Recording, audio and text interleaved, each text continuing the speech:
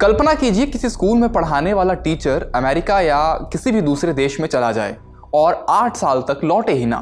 School में attendance register में उसका नाम चल रहा हो, सैलरी भी हर महीने खाते में आ रही है। ये कहानी एक या दो टीचर की नहीं, गुजरात के सरकारी स्कूलों में पढ़ाने वाले दर्जनों टीचर्स की है। कोई अमेरिका तो कोई कनाडा जा बसा है और उनके नाम रिकॉर्ड्स में दर्ज हैं। ये मामला लापरवाही का है या इसमें कोई स्कैम है?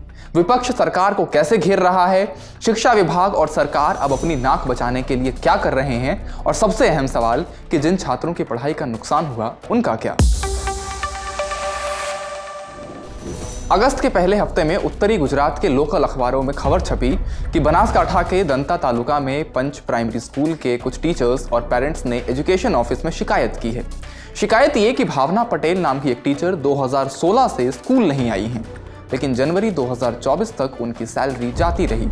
कंप्लेंट के अनुसार भावना 8 साल से अमेरिका के शिकागो में है, लेकिन उनका नाम अभी भी स्कूल के रिकॉर्ड्स में दिखता है। ऐसा ही एक और मामला बनासकांठा जिले के थराद तालुका से सामने आया, जहां दर्शन पटेल नाम का एक टीचर कनाडा जाकर बस गया, लेकिन स्कूल से उसकी सैलरी जाती रही।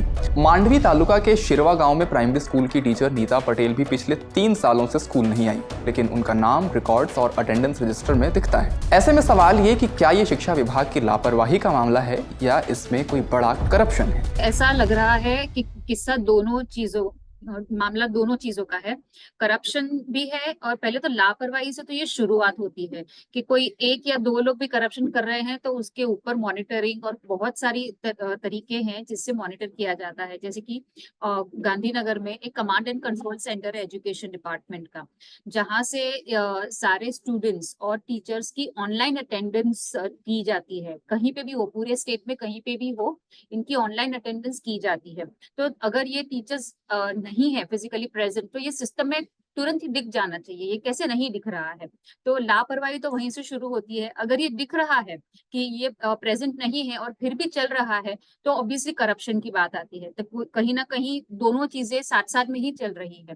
तो कांग्रेस का ऑफकोर्स ऑपोजिशन का एलिगेशन है कि ये नेग्लिजेंस तो है ही, लेकिन सब बहुत ही बड़ा स्कैम है, ऐसा उनका दावा है।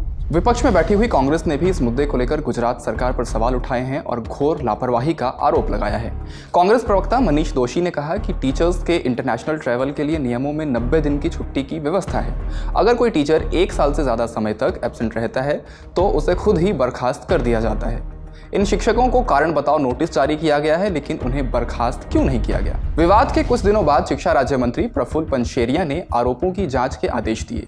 एक हफ्ते बाद उन्होंने कहा कि 17 जिलों से जमा किए गए आंकड़ों से पता चला कि 32 में से 31 शिक्षक अनअप्रूव्ड लीव पर थे और उनके खिलाफ कार्रवाई की जाएगी।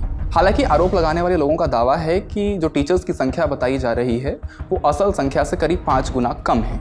गुजरात सरकार का कहना है कि 2019 और 2022 के बीच 134 टीचर्स को बर्खास्त किया गया था क्योंकि वे लगातार एब्सेंट थे और कई टीचर्स को कारण बताओ नोटिस जारी किए गए थे।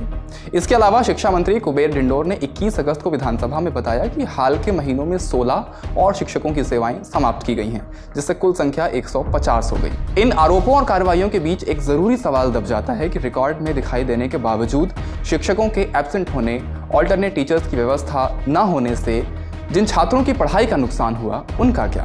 कोई भी बात ऐसी नहीं आ रही है कि जो टीचर्स नहीं होने की वजह से जो स्टडीज में जो लॉस हो रहे हैं स्टूडेंट्स को, उसका क्या करेंगे?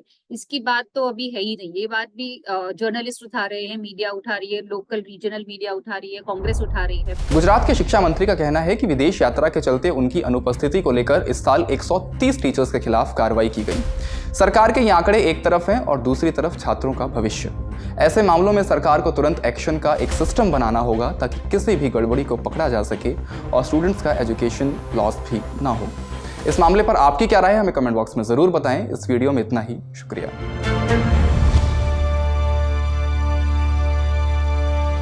इसी तरह की तसल्ली से भरी हुई एक्सक्लूसिव रिपोर्ट्स देखने के लिए सब्सक्राइब करें इंडिया टुडे हिंदी का यूट्यूब चैनल और बेल आइकन जरूर प्रेस करें ताकि वीडियो अपलोड होते ही आपको खबर हो जाए।